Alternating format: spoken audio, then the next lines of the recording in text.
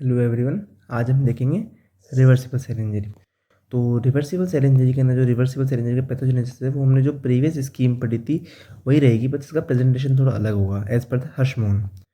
तो reversible cell injury first of all क्या होता है? इट इज इस्कीमिया और हाइपोक्सिया ऑफ शॉर्ट ड्यूरेशन। ये क्यों होता है?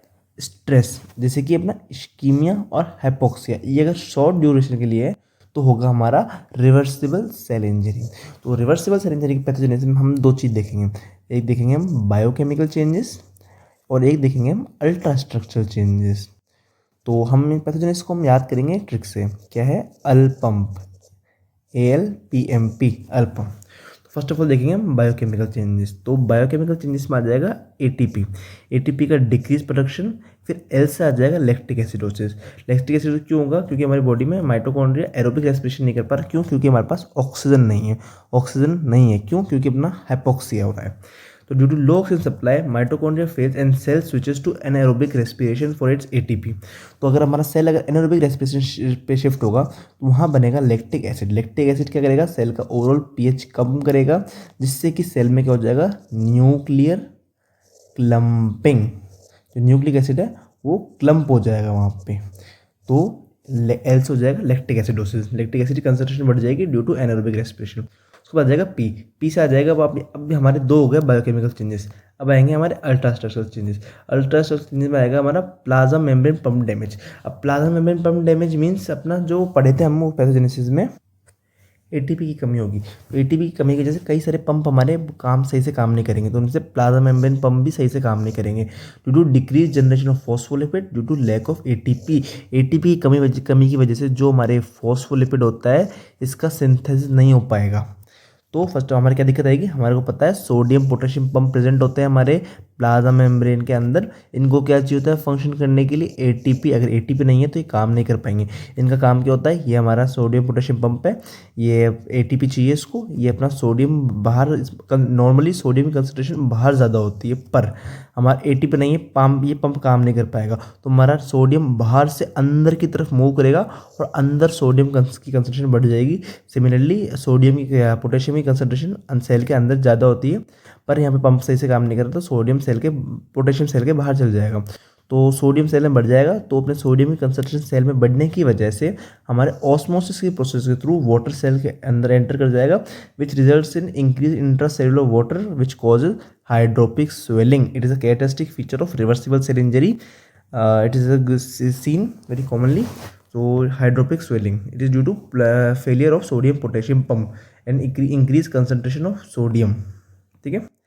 फिर आएगा हमारा फेलियर ऑफ कैल्शियम पंप। अब हमारे कैल्शियम पंप प्रेजेंट, हमारे को पता है हमारे सेल के अंदर माइटोकॉन्ड्रिया होता है, हमारे सेल के बाहर कैल्शियम ज़्यादा होता है और सेल के अंदर भी कैल्शियम ज़्यादा होता है एज कम्पेयर टू माइटोकॉन्ड्रिया। सबसे ज़्यादा यहाँ पे, फिर अपना साइटोप्लाज्म में, फिर माइटोकॉन्ड्रिया में। तो यहाँ पे फेलियर ऑफ कैल्शियम पंप हो गया, रिजल्ट्स इन अपना यहाँ से कैल्शियम यहाँ पे आएगा और अपने साइटोसोल से माइटोकॉन्ड्रिया में जाएगा। तो अपने यहाँ वाले भी कैल्शियम पंप खराब हो गए, यहाँ वाले भी खराब हो गए। Results in excess calcium move in mitochondria. अब ये माइटोकॉन्ड्रिया के अंदर एक्सेस कैल्शियम से चला जाएगा, जिससे माइटोकॉन्ड्रिया की स्वेलिंग हो जाएगी और माइटोकॉन्ड्रिया में एमोर्फस डेंसिटीज आके इकट्ठी हो जाएगी। एमोर्फस डेंसिटी यानी कि भी हम एक डायग्राम देखेंगे, उसमें अच्छे समझ में आएगा अमॉर्फस डेंसिटी। अब हमारा क्या हो गया? हमारी ट्रिक थी अल्पम, इससे हमारा ए से हो गया एटीपी, एल से हो गया लैक्टिक एसिड, पीएम से हो गया प्लाज्मा मेम्ब्रेन, अल्पम पी, और आखिरी पी बच रहा है, इससे हो जाएगा प्रोटीन सिंथेसिस। प्रोटीन सिंथेसिस क्या होता है? हमने पढ़ा था हमारा आरईआर के अंदर हमारे राइबोसोम और वो अटैच होते हैं एंडोप्लाज्मिक रेटिकुलम। एटीपी नहीं होगा तो दोनों अटैच नहीं रह पाएंगे। The membranes endoplasmic reticulum and Golgi apparatus swell up, ribosomes get detach and degraded. इस वजह से प्रोटीन सिंथेसिस कम हो जाएगा। तो हो गया हमारा तो पूरा रिवर्स बायोकेमिकल चेंजेस और अल्ट्रा स्ट्रक्चरल चेंजेस। इसके बाद हमको कैरेक्टरिस्टिक फीचर क्या देखने को मिलेंगे रिवर्सिबल सेल इंजरी में? Loss of microvilli and formation of blebs. Loss of microvilli, ये हमारा नॉर्मल सेल है, इसके पास माइक्रोविलाई है। फॉर एग्जांपल ये हमारा सेल है, इसके ऊपर ये माइक्रोविलाई है। अब हमने क्या पढ़ा? कैरेक्टरिस्टिक फीचर क्या होगा? Hydropic swelling. तो हाइड्रोपिक स्वेलिंग की वजह से हमारे सेल के अंदर काफ़ी सारा H2 बढ़ चला जाएगा, तो हमारा सेल स्वेल हो जाएगा। तो उसमें जो माइक्रोविलाई यहाँ पे प्रेजेंट थी वो यहाँ पे एब्सेंट हो जाएगी। और फॉर्मेशन ऑफ ब्लेब। ब्लेब क्या होता है? सेल के अंदर जो अपने साइटोस्केलेटन होता है उसके डैमेज होने की वजह से कुछ ऐसे आउटग्रोथ सी बाहर आ जाती है। इनका आउटग्रोथ का बाहर आने का रीज़न है साइटोस्केलेटन का डैमेज। तो उन आउटग्रोथ को क्या बोलते हैं? ब्लेब्स। तो ब्लेब्स बाहर आ जाएगी, इनको क्या बोलेंगे, स्ट्रक्चर को अपन ब्लेब। कभी डायग्राम देखेंगे हम। और माइलिन फिगर, अपने जो ऑर्गेनल्स है वो डैमेज होकर अपने डिपॉजिट हो जाएंगे हाइलिन, तो ये हाइलिन को क्या बोलेंगे हम, माइलिन फिगर्स। ये हाइलिन का डिपॉजिट हो जाएगा, बोलेंगे हम माइलिन फिगर्स। पिंक कलर के यहाँ पे डिपॉजिट हो जाएंगे ऑर्गन्स अपने डैमेज होके। तो हमें क्या देखने को मिलेगा, loss of microblebs myelin figures are also seen in ultrastructure of reversible cell injury. ये हो गया हमारा रिवर्सिबल सेल इंजरी का पूरा पैथोजेनेसिस। तो हम देख लेते हैं एक बार क्विक रिकेप। हमारा फर्स्ट ऑफ ऑल क्या था, माइटोकॉन्ड्रिया में कोई भी दिक्कत आ रही थी तो माइटोकॉन्ड्रिया में स्वेलिंग हो रही थी, एमोर्फस डेंसिटीज आ रही थी। उसके बाद मेम्ब्रेन में ब्लेब बन रहा था, ब्लेब कहा था हमारे को आउटग्रोथ होगी जो कि अपना साइटोस्केलेटन डैमेज की वजह से होगा। सेल की स्वेलिंग हो रही है, कैरेक्टरिस्टिक फीचर है। उसके माइलिन फिगर देखने को मिलेगा हमारे को हाइलिन के डिपोजिशन की वजह से, इंट्रामेम्ब्रेनस पार्टिकल्स, ये वही है माइलिन फिगर्स।